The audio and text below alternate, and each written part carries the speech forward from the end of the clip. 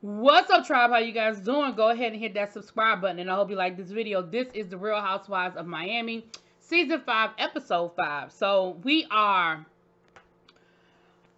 getting to the good stuff, okay? So the episode starts off, we see Julia. Her daughter is home visiting Emma, the one that's in finishing up high school in Paris. And she says she hasn't been home in almost a year. And I was like, dang, she ain't been home. That's a long time. Um, and of course, she immediately starts the suffocation. How are you doing? How's school? Why her daughter called her out? Her daughter was like, school. She was like, how are your grades? She was like, my grades are good. And she was like, look at me, look at me. She said, Mom, you have not asked me about my grades since the sixth grade. Like, do you even know the name of my school? And she didn't know the name of the school. And I was like, girl, don't be putting on the show for the cameras. Because kids, no matter how old they are, kids will tell on you. So you didn't sit here and try to act like you this doting mother that's so worried about your child's grades. And you don't even know the name of the school the child's going to. I understand it's in France. But girl, anyway. So she's like, so are you coming home this summer? And she said maybe. She's like, well, are you gonna come home for my birthday? She was like, I'm gonna be in school. She's like, you're gonna be in school on my 50th birthday? She was like, yeah. And my thing is, girl, Julia, she's not down the street. Like, she can't just fly home for your 50th birthday for the weekend. Like, that's a lot to turn around and have to go to school the next day. So I mean, I understand that she's dealing with this empty nest syndrome, but I also think that Julia is being real extra. I do. Later on in the episode, child, we see how things really are with her and Martina. Things are bad, and I don't think they acting. I don't think this is for the camera, because Martina don't hit me as the kind of person that's gonna go along with some mess for the camera, right? Then we head over to Lisa's house, and Lisa's planning for the trip. You know, she's getting ready for the trip to Key West and everything, and she's got the kids making these healthy protein pancakes and all that good stuff. And then they deliver the ashes of the dog, right? And she says, well, you know, we've been trying to find time to talk to the kids about, you know, life and death, you know, but Lenny's just been so busy, and I know that if he could be here, he would, but you know, he's just kind of busy. And I can hear it in her voice that she lying. I can hear it in her voice that she making this up, you know, to save face for the cameras. Girl, he's not interested because he's out doing what he's doing with his new girlfriend, okay? But she does have a good conversation with she has a really good conversation with him, with the son, and you know, about life and death, and that these are his ashes, and that he's in doggy heaven, you know, and all of that. And then the son says, well, can I keep the ashes in my room? And she said, yeah, you know. So she puts them in his room on a shelf in his room. So I thought it was a moment. I was here for it. Then we go out with Larsa on a date. Child, I don't care about Larsa or her date. First of all, what the hell does she have on? Like, I know it's like a whole nude illusion thing, but it really looked like her ass was damn naked, sitting in the middle of this restaurant. So then they were able to convince the like the chef to give them a private lesson on how to make sushi. So like, that was cute or whatever, but she said the guy was a friend of hers who, you know, I guess they're going to try to do this dating thing, and that she was comfortable doing it like that because this is somebody she already knows, so she doesn't feel too much pressure. But at the end of the day, I was like, girl, whatever. Do you, child, do you? She said she's trying not to get out of her habit of dating athletes. Okay, well, that didn't work out too well because you dating Marcus Jordan now, but okay, girl. Which I don't think he's an athlete per se, but you know what I'm saying. So then we head back to Julia and Martina's house where they're having dinner with the daughter. And the daughter says, Mom, don't get mad, but I have something to tell you, but don't get mad. And so she says, well, I took a class. I have my scooter license, and I'm buying a scooter. And so Julia loses it. She's like, oh my goodness, no, you're going to do it. It's so dangerous. I lived in France. I have a French driver's license, and it's so dangerous. Please don't do it. Don't do it. Don't do it. And Martina was like, girl, she going to do it. Like, she doesn't live with you anymore. She's not really asking your permission. She's telling you, because I'm sure her father has already signed off on it. She told you she took the lessons. She told you she went to class. It's the equivalent of taking driver's lessons before you get a driver's license here in the United States when you're 16. Like, at a certain point, yes, it's dangerous. Driving is a very dangerous thing. You literally are pushing a weapon that weighs tons. Like, I get it. But at the end of the day, you have to relinquish that control and trust your child. And Martina was trying to explain that to her. So then she said, well, are you going to wear a helmet? And the daughter was like, no. And Martina was like, okay, now that's where I'm got your mama's back on that one. Promise me you're going to wear a helmet. And she was like, okay, I will.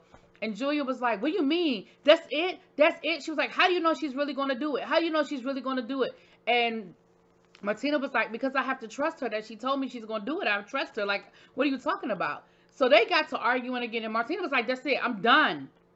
Like, I'm done with it. And Julia and Emma started going again. And Martina said, no, I'm serious. I'm done with this. I'm done with this conversation. Change the subject. And you can see the irritation. Like, you can tell that she is totally irritated with that, right? So, Nicole is hosting a day out on the boat, out on the water with the boat. And it was so funny. Bravo always be so shady. Why are they going to say Nicole's fiance's boat? Y'all so shady. Anyway, Gertie is there. Lisa, Alexia, is that it? Because did Larsa show up? Adriana, Julia wasn't there, I don't think. But anyway, they're getting ready to go out on the boat, and they're waiting for Lisa. And Lisa finally texts them. They said, well, used to Lisa being late. She's always late. But she finally texts them and tells them, yeah, I'm not coming. I'm not going to make it. So they're like, okay, And they were like, well, we hope that she's okay. And they have this whole conversation about being worried about Lisa, making sure that, she's had a lot going on with the dog and everything. And they want to make sure that she's okay. Julia did go. Julia did go on the boat.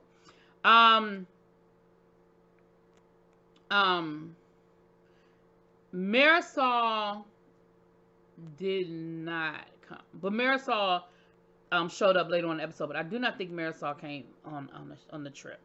But they went out and they looked like they had a nice time out on the boat. Adriana was flirting with the captain child because that's what she does. Gertie said that she turned her phone off. She said, I'm trying to take more time for me and take more time, so that I'm not, totally expending myself in different directions. And so I cut my phone off when I got here, and I'm going to just enjoy and take some me time. And I said, that's a good thing to do, because Gertie, she works a lot. So, that's a good thing for her to do. Right. I don't think that's pretty much about what happened on the boat. I think that's pretty much what happened on the boat. The boat was nice. Of course, it was beautiful, obviously.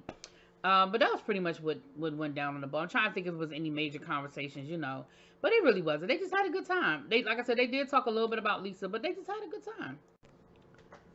So we are headed to Key West for our trip, and Nicole has volunteered her fiance to fly them down in his, I don't know the proper name. I'm going to say Gulfstream, child. It holds 8.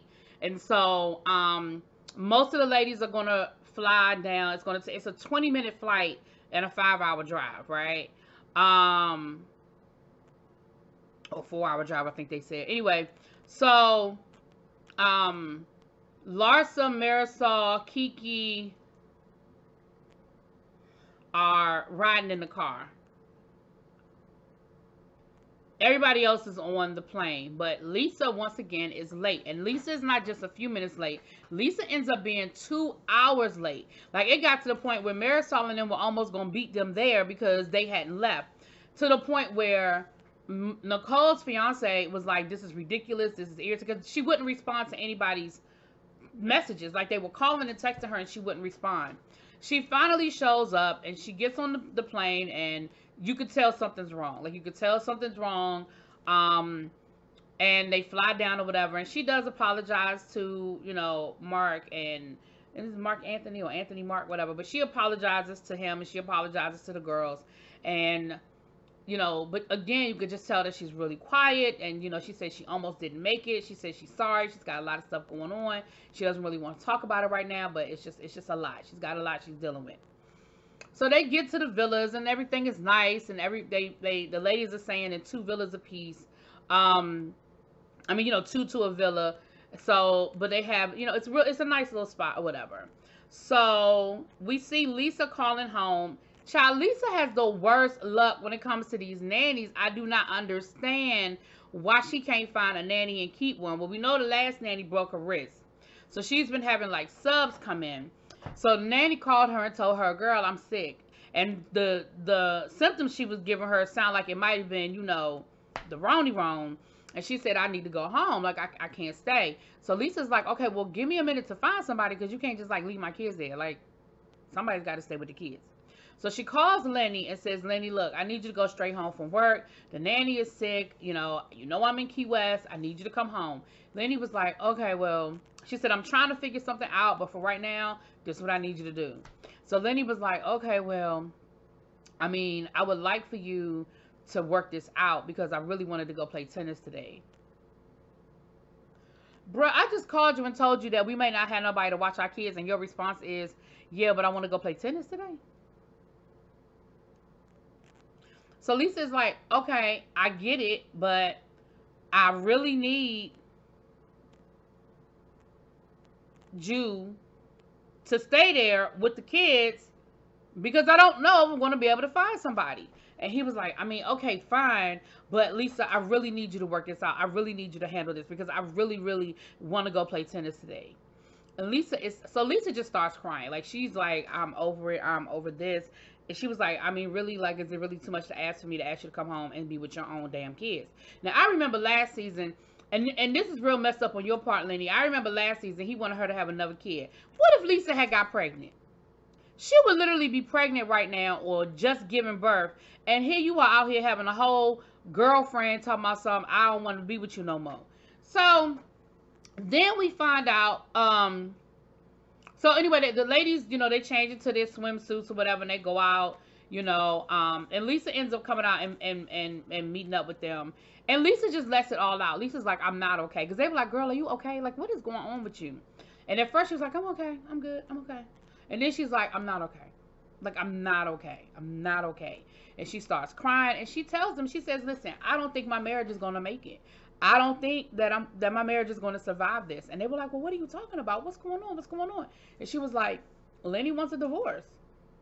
And so they were like, is it somebody else? And she was like, yeah, it's somebody else. Baby, they were all like, I told you. I knew it. I knew it. So then she said, well, there's another woman. He has a whole girlfriend that he said he wants to be with her. And he wants me out of the house. Me and the kids out of the house. Now, let me tell you something. I always feel like that is some shiesty ass, you know what, when the husband does that. Like, when there are no kids involved, okay, maybe. But you have kids involved. That's their home. They're used to living in that house, yada, yada, yada, you know, and so on and so forth. So you're going to make her move with the kids out of the house so you can bring your girlfriend into the house? That's real effed up, Lenny. Now, I ain't saying Lisa's probably the easiest person to get along with.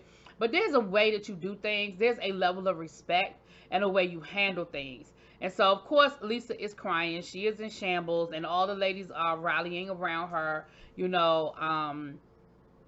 And, of course, they kind of left it there to be continued. But here's where we start getting into the meat and potatoes of this Lisa situation, child.